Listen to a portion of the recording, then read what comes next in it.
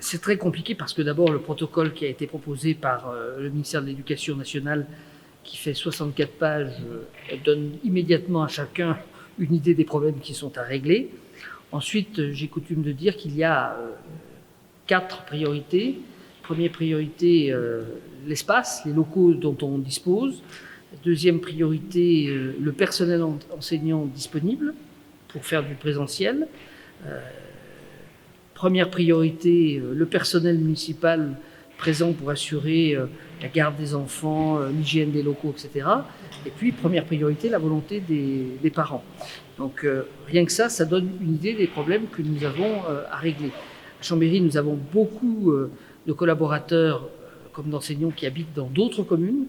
Et il fallait donc qu'ils aient pu régler leurs propres problèmes dans leur commune de domiciliation pour pouvoir être libérés pour réintégrer le travail dans les écoles chambériennes. En plus, nous avons un très grand nombre d'écoles, 36 écoles, et nous souhaitions avoir un cadre qui soit le plus harmonisé possible, de manière à éviter les discriminations entre élèves en fonction des écoles.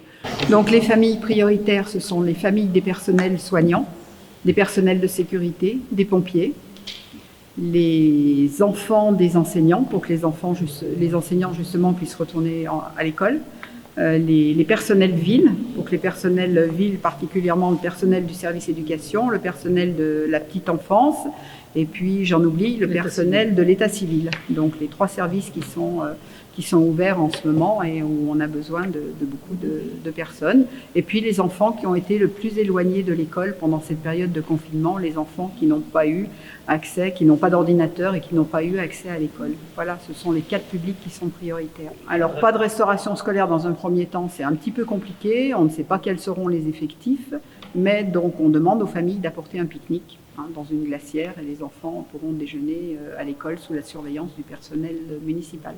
Il y a 2 types de réponses. Il y a ceux à qui on dit patienter un peu, puisqu'il y a quelques écoles qui ne pourront rouvrir compte tenu de la préparation des équipes que le 25. Et puis, il faut être clair et dire clairement à certains parents que compte tenu de leur non-activité ou de leur travail en télétravail, leurs enfants ne sont pas prioritaires pour réintégrer l'école.